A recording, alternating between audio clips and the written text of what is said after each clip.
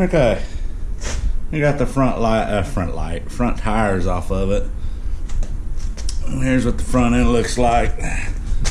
Looks like we're gonna have to these right here, we may have to weld something onto it because those are probably gonna round right off. And that's gonna be fun. So there you go. And see here, this is why you rinse off your machines when you take them to the beach, and you rinse them off well, because that salt just eats everything. Now this radiator's still in good condition, or it still holds, but look at all these front fins that have just disintegrated from not washing it. This thing was packed full of sand. I mean, just completely. And then here's the other side. Again, it looks a little better than the other. But yeah, I'm gonna go ahead and get you set up here, and then we're gonna start taking this thing apart. Okay, so first thing we're gonna do is get this radiator off and drain the oil out of it, because that's all it is. It's only for oil. So let's see if that comes off of there. I did not think that was going to be that easy.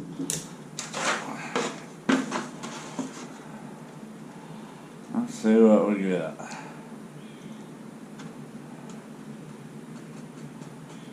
A little washer there. Well, there's not much coming out of there, is there? I'm going to let that drip for a little bit, and then we'll be back. Okay, so I went and popped off that top hose there.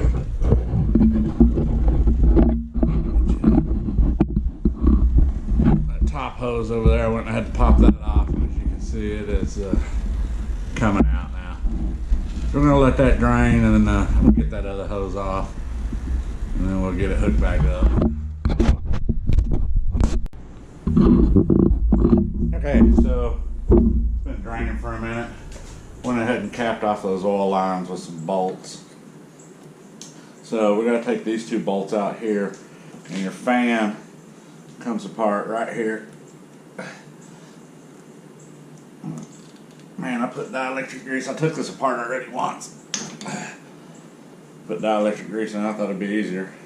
These two bolts come out here. They're T30s. So let's go ahead and hopefully get those out.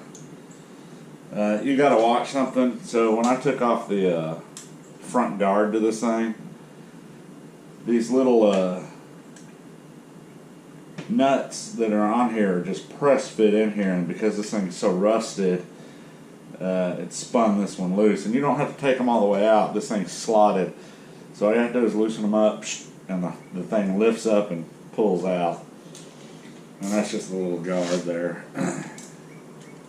Oh yeah. Well, that's be a 10 mil.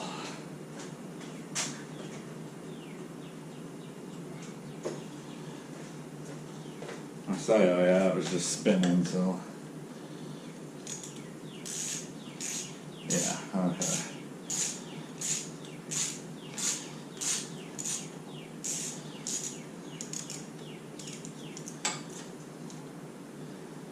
There's one. It's a good idea to have a box to put all your parts in when you're taking this stuff apart.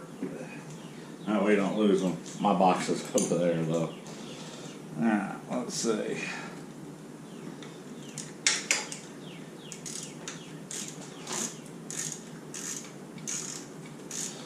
Well, those are coming off too easy. And the rest of the bike's going to fight me, I'm sure.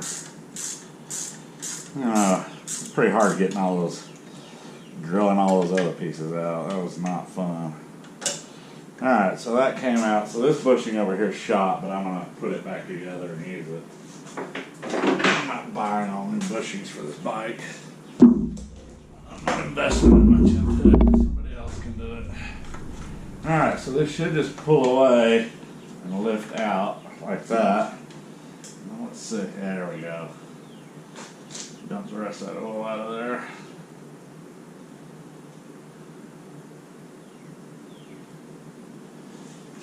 That's good enough. That should stop it from leaking somewhere. Uh-oh, and I've lost my little O-ring. Right there.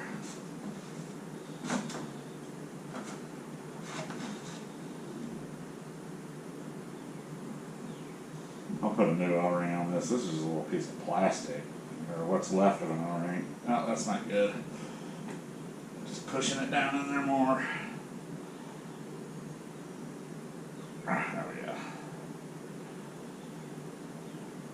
Yeah, it just feels like a little piece of plastic. It doesn't feel like rubber. So, I don't know what that's supposed to have on it. But I'm sure an O-ring will work. I've got a whole bunch. I bought an O-ring kit from Harbor Freight. It'll be good enough for this. Alright, glad to get our nut back in there, our bolt. We'll get this set aside, and then we'll, I think we'll start, well, we're just going to pull everything off, and then we'll get the diff out, because that's what we're going to do today. Get the shocks off, get the A-arms off, and get the diff out. And I may just put this on a time-lapse type deal. So anyway, let me get readjusted, and I'm going to get started. Okay, I think what I'm going to do instead of doing a time lapse is I'm just going to pull all this stuff off. When we get to pulling the axles and the diff, I'll record that, but this is just all basic stuff. I'm going to pull these off before I get cut. A couple of bolts here, they just come off. Shocks, same thing, bolt top, bottom, just basic stuff. Thank goodness these are not press fit on. These are, they got a bolt through them, top and bottom, so I ought to be able to get those off, which is great. Because ball joints are a pain in the butt. I am concerned about getting these brake pads off, but we'll do that. And I'll probably service these, so maybe, I don't know, we'll see. They do work, but yeah, I'll probably service them and get them cleaned up a little bit. But like I said, when I get to taking this diff out and unplugging it and stuff, we'll go from there. Okay, so I got all the A-arms and stuff off, and got the hub assembly off and all that. It's just bolting stuff together. It took a long time to assemble this because all the rust. These were the worst, actually. It took about an hour to get those two bolts out. So anyway, four-wheel drive doesn't work. I found out I hooked this up. It was full of mud. I hooked it up, and then the box just spins. It just makes a whirring noise. So I'm going to take that apart and see what's going on in there. But I'm going to attempt to get this axle out. I'm going to show you how to do it. So basically, just take a tie strap and push it through like that, slip it over the axle, and you want to get it up here on the hub part, preferably without any twists in it. So you want to get it on the hub, because the last thing you want to do is jerk on this axle because you'll rip it apart. So let's get it up in there. And this usually works for me. So we got it on there. Get a dead blow. I'm going to wrap it around enough that I can get some slack. So, and then we're just going to bang it out. And hopefully it comes out, but it's not. I'm pulling the boot off because there's no clamp on it. Axles are always a pain. If not, try to rotate it a little bit. Yeah, this is going to be a pain in the butt. So there's a little clip in there. There's a little circlip in there that goes around the end of it. And it has to fall right into the right spot for this to come off. So let me get another ratchet strap so I can get an even pulling pressure. Because all I'm doing is pulling on one side of it right now. So let me see if I can do that. Let's see.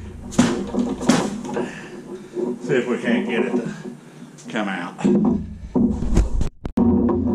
Now I got two on here. Try to get them polar opposite of each other. Put a hose clamp on it so maybe it'll help some. Let's see if we can get it out.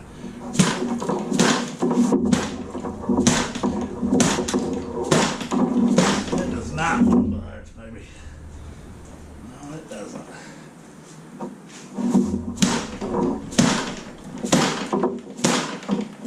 Well, okay. I don't know.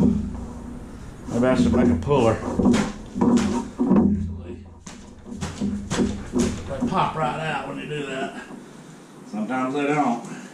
Alright, I'm gonna If I get it out, I get it out. Y'all see what I'm doing. So, okay. I don't know if you can see all the way in there, but this left side axle popped right out. I just barely pulled on it with my hand, and it came right out. But you can see there's a pin in there. You don't want to hit that pin, but on either side of that pin is the axle.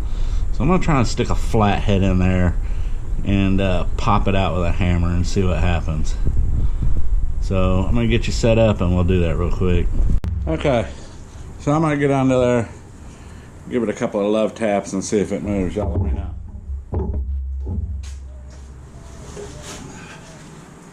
Get it lined up. I'm just using a little flat blade long enough to go in there. Get it lined up so I don't damage anything.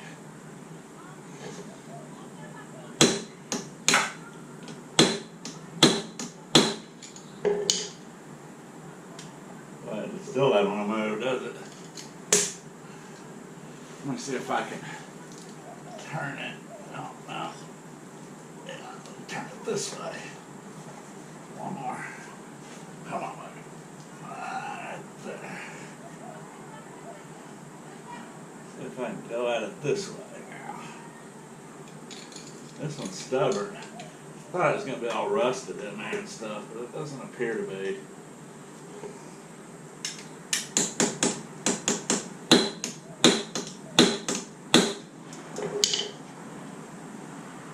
Tell if it's moving at all. I mean, there's very little. This is, if that pin wouldn't be there, it'd be a lot easier.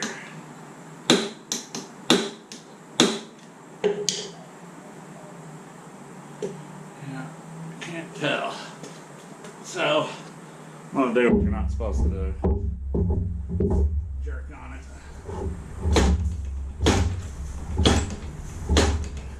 Well, this one just doesn't want to come out. Alright, let's see what I can do.